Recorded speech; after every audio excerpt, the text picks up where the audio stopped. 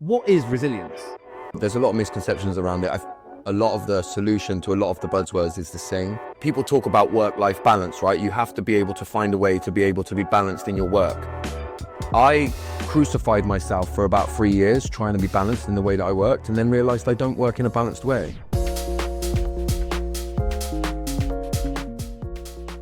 Now sideways. Yes. Does it do it? I don't know what to do. No, it doesn't really fit, but you know. Welcome to this Christmas edition of the JAAQ Journey.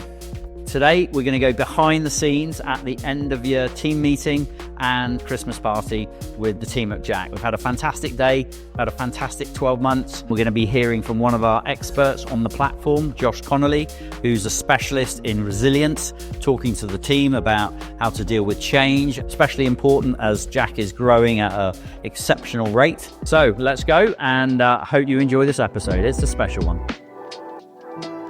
What is resilience? In its final form, what is resilience? How would you define resilience? I think it's important to firstly define what it's not, because there's a lot of misconceptions around it. I think like what happens is we get a lot of buzzwords that come around, and I think, by the way, a lot of the solution to a lot of the buzzwords is the same. So if we're not careful, I think. What do you mean? So look, when I started doing the work that I do, so I left my job like 7 years ago to start doing this, resilience was the buzzword.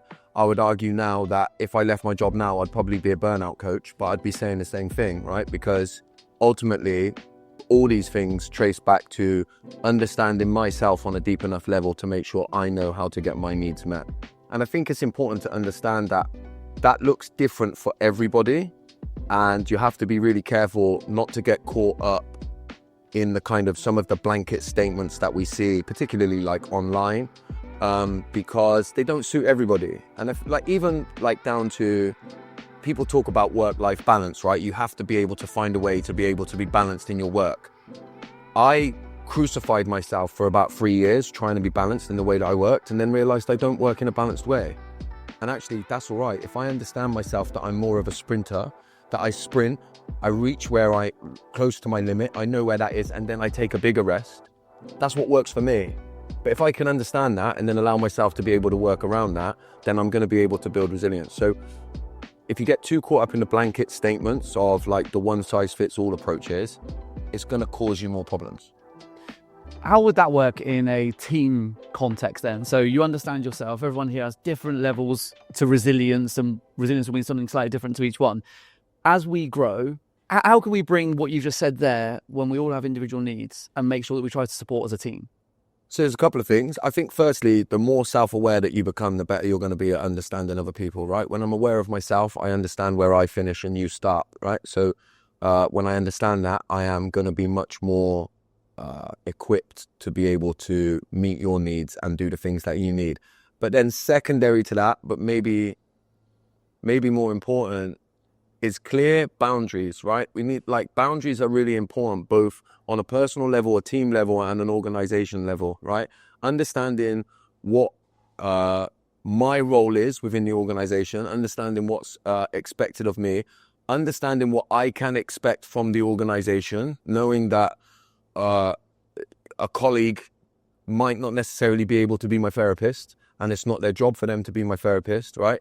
Clear boundaries and clear parameters, I think, is the most important thing in terms of how we support each other as a team. But again, that's going to look different in different teams and in different scenarios. This is something I think I watched on is resilience and toughness, because they quite often go hand in hand. Are they the same thing? If you look at the definition, it says, in the Oxford English Dictionary, it says the capacity to recover quickly from difficulties, and then it does use the word toughness. I think you should separate the two. However, I think you do need both. I think it's important to stress the need for toughness more than it is now. So when I look at the way that I first started working with organizations, so 7 years ago, when I was first going into companies, the main issue that you saw is that people didn't know how to, there was a lot of stigma around taking a break. There was a lot of stigma around taking your foot off the gas and understanding yourself. It was all about how hard can I grind myself into the ground. So the main work back then was solely centered around you're going to break yourself if you keep going. Yeah. Fast forward to where we are now, I do think that the pendulum has started to swing the other way, and like a sense of toughness is almost stigmatized, right? So you have to be careful.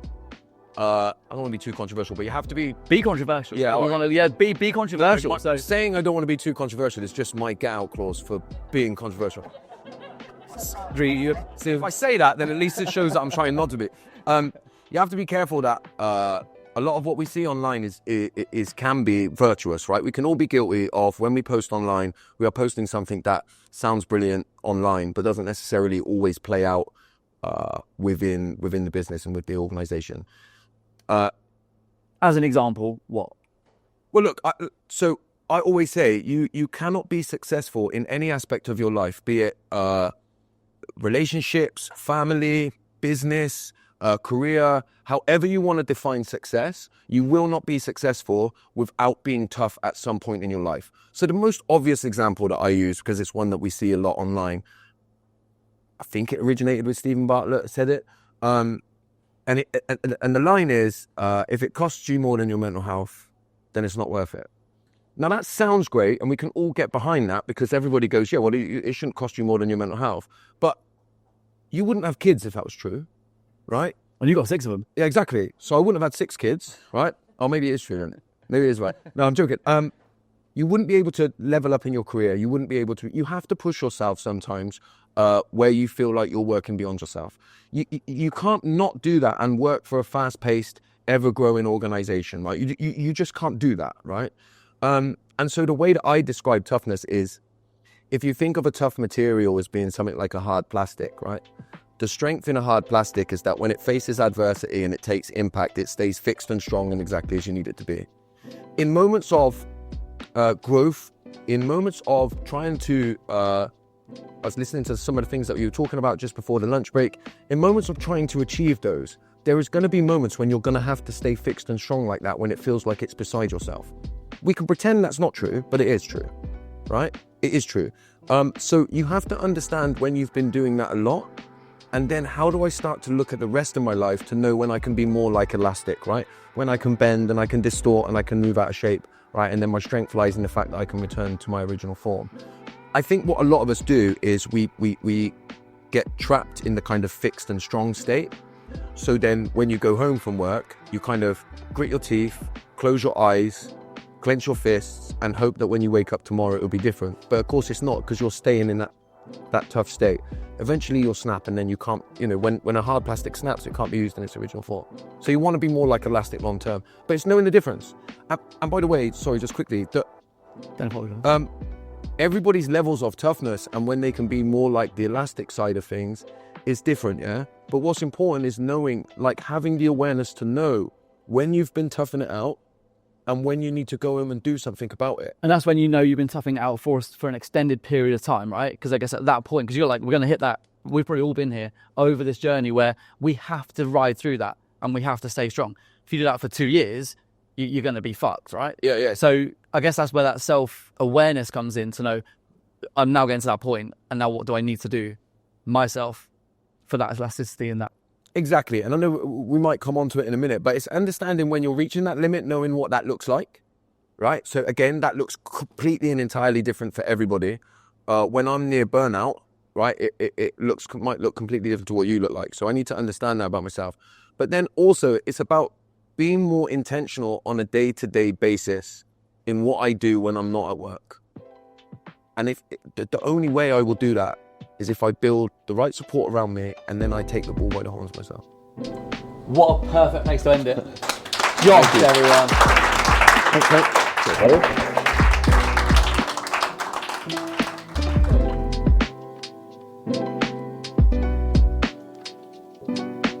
Cheers. Hope you enjoyed that episode of the JAAQ Journey.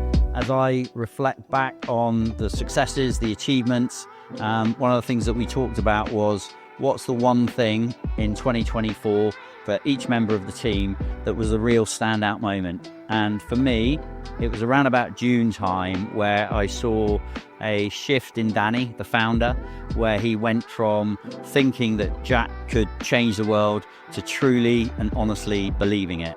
And then we moved into the new office. Some of the investors that have come on board, Alex Packham, working with the former team of Gymshark, and many, many others that supported us on this journey. An incredible staff team. It's just been a phenomenal period of growth, but it really started for me to take shape with that belief in Danny, and that filtered through the entire team. So hope you enjoyed the JAAQ journey. Hope you have a lovely Christmas and Boxing Day with your family. Looking forward to a great new year. Let's make 2025 the best we can. Cheers.